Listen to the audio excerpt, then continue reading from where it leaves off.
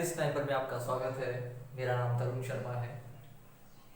आज जिस टॉपिक के ऊपर मैं बात करने जा रहा हूँ वो है इनिक्वालिटीज। ऐसे तो इनिक्वालिटीज मेनली बैंकिंग एग्जाम के लिए बहुत ज़्यादा इम्पोर्टेंट है, लेकिन अब जो नया ट्रेंड शुरू हुआ है उसमें थोड़े बहुत क्वेश्चन एक दो करके हर कोई एग्जाम में आ रहे हैं, माने मैक्सिमम एग्जाम में आ रहे हैं। तो इनइक्वालिटीज के ऊपर हम समझते हैं कि इनइक्वालिटीज किस तरीके से हम लोग सॉल्यूशन निकालेंगे और किस तरीके से हम जल्दी से जल्दी एग्जाम में जो बैंक में 5 क्वेश्चन आते हैं 5 क्वेश्चन आते हैं उसको कैसे हम लोग ले सकें। तो देखते हैं इनइक्वालिटीज एक्चुअली होता क्या है। इनइक्वालिटीज में 5 साइन होते हैं, मेनली 5 साइन को लेकर इनइक्वालिटीज बनता है। पहला साइन अगर मैं बात करूं तो वो साइन होता है ग्रेटर देन का, इसे कहते हैं ग्रेटर देन। दूसरा साइन होता है जिसे हम कहते हैं ग्रेटर देन इक्वल टू। देखिए greater than and greater than equal to. तीसरा साइन होता है इक्वल टू का। चौथा जो साइन होता है वो लेस देन का, और पांचवा जो साइन होता है वो लेस देन इक्वल टू का। ठीक है, तो ये मेन 5 साइन होते हैं, greater than equal to less than equal to. अब बात ये आ रही है कि इसे हम कैसे सॉल्यूशन दें। अब आपको ये समझना है कि ये जो ग्रेटर देन साइन है ये अगर रहे, हम सिर्फ 3 पॉइंट पर ध्यान देंगे। जब कभी ग्रेटर देन साइन दिया गया हो, जब कभी ग्रेटर देन साइन दिया गया हो उसके साथ ग्रेटर देन इक्वल टू आ सकता है और उसके साथ इक्वल टू आ सकता है। ठीक है, जब कभी ग्रेटर देन साइन दिया गया हो, ये पॉइंट है इंपॉर्टेंट पॉइंट, बस याद रखिएगा इसे और आपको कुछ नहीं देखना होगा। जब कभी ग्रेटर देन साइन दिया गया होगा, अगर उसके साथ equal to greater than equal to sign आता है या इक्वल टू साइन आता है तो कोई दिक्कत नहीं है, वो एकदम करेक्ट होगा।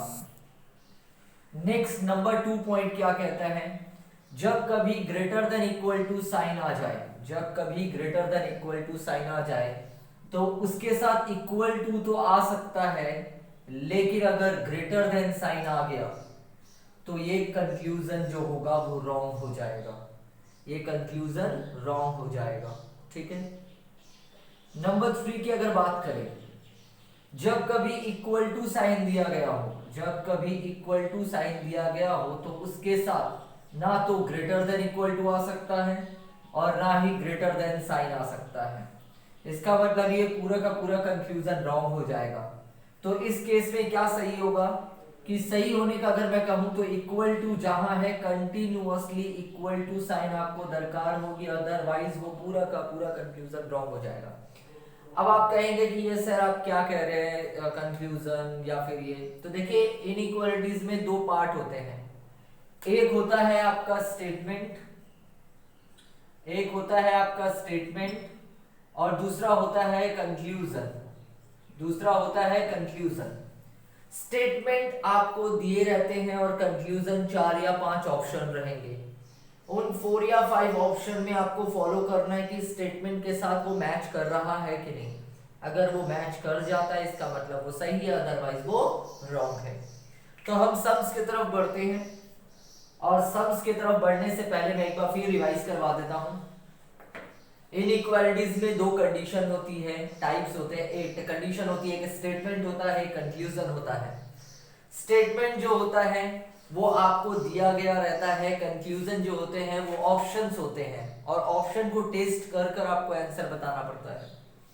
पॉइंट्स की अगर बात करें तो यहाँ पर greater than sign, greater than equal to less than equal to sign होते हैं। अगर हम डिफाइन करें तो ग्रेटर देन इक्वल टू जहां रहेगा उसके साथ greater than equal to and equal to आ सकता है, इसका मतलब वो सही हो जाएगा। लेकिन अगर जहां greater than equal to sign दिया गया है उसके साथ इक्वल टू तो आ सकता है, लेकिन ग्रेटर देन साइन अगर आ जाए तो वो कंफ्यूजन रॉन्ग हो जाएगा। इसके साथ और एक थर्ड पॉइंट्स क्या था कि अगर इक्वल टू साइन है उसके साथ अगर कोई भी साइन आ जाए तो वो कंफ्यूजन रॉन्ग हो जाता है। उसके साथ कंटिन्यूअसली आपको क्या चाहिए, इक्वल टू साइन चाहिए। तो यही 3 पॉइंट बस आपको याद रखने हैं। अब हम आगे बढ़ते हैं।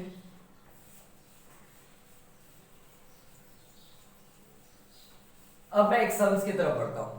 सम्स देखिएगा क्या है, स्टेटमेंट दिया गया है कि A is greater than B, greater than equal to C, greater than D, equal to E and less than F। अब कंक्लूजन आपको दिया जा रहा है। कंक्लूजन क्या कहता है? Number 1 conclusion, A is greater than D।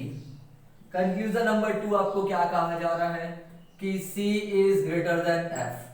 तो हम पहले इन दो स्टेट कंक्लूजन को लेकर समझते हैं कि कौन सा ठीक और कौन सा गलत है। देखिए, आपको अभी मैंने कहा था कि जहां पे भी अगर ग्रेटर देन साइन हो तो उसके साथ आपका कोई भी अगर साइन आता है तो कोई प्रॉब्लम की बात नहीं होती है, लेकिन एक चीज और याद रखनी है, ऑपोजिट साइन ना आ जाए। अब आप कहेंगे सर ये ऑपोजिट साइन क्या है? तो देखिए, ये इस तरफ दिशा बता रहा है, लेकिन अगर ऐसा कोई साइन आ जाए या ऐसा कोई साइन आ जाए या कहीं से भी इस तरह के साइन को अगर हम देखते हैं ऐसा या फिर ऐसा, देखिए ये ऑपोजिट साइन है, और जब कभी ऑपोजिट साइन आ जाए इसका मतलब वो कंफ्यूजन रॉन्ग हो जाएगा। तो अभी क्या चाहिए? ओपन गेट चाहिए, माने एक ही दिशा में मूव होना चाहिए, चाहे वो इस साइड से हो चाहे वो इस साइड से हो। अब देखिए A जाएगा D के पास, तो A जाएगा D के पास, तो आप देखिए A जा रहा है B के पास और यहाँ ओपन है, कोई दिक्कत नहीं है क्योंकि ग्रेटर देन इक्वल टू आ सकता है। तो ये C के पास चल गया और देखिए ये डायरेक्टली D के पास भी आ गया। इसका मतलब हमें क्या देखना है? हमें डेस्टिनेशन पॉइंट को देखना है। हमारा डेस्टिनेशन क्या है? हमें क्या चाहिए? हमें A चाहिए और D चाहिए, और उनके बीच में एक बार, कम से कम एक बार ये साइन चाहिए। अगर ये साइन नहीं हो तो भी गलत हो जाएगा। तो देखिए A चल गया D के पास, हमें डेस्टिनेशन देखना है। हमारा मोटो क्या होगा? डेस्टिनेशन। इसका मतलब ये सही है। नेक्स्ट देखिए, C जाएगा F के पास, C D के पास गया, D के पास E गया, क्योंकि मैं कहा था कि जब कभी ग्रेटर देन साइन होगा तो उसके साथ इक्वल टू आ सकता है, ग्रेटर देन इक्वल टू आ सकता है, लेकिन ओपन गेट होना चाहिए। देखिए एक ही तरफ जा रहा है। अब C D के पास गया, D E के पास गया, इसका मतलब C E के पास जा चुका है, लेकिन क्या C F के पास जा पाएगा? आप कहेंगे नहीं सर यहाँ क्लोज गेट है, बिकॉज गेट ओपन नहीं है, उल्टे दिशा में, इसका मतलब ये रॉन्ग है। तो आई होप ये भी क्लियर हुआ। अब एक और एग्जांपल की तरफ बढ़ते हैं। ये तो ग्रेटर देन साइन को लेकर हम लोग बात कर रहे हैं, अब हम greater than equal to sign को लेकर बात करेंगे।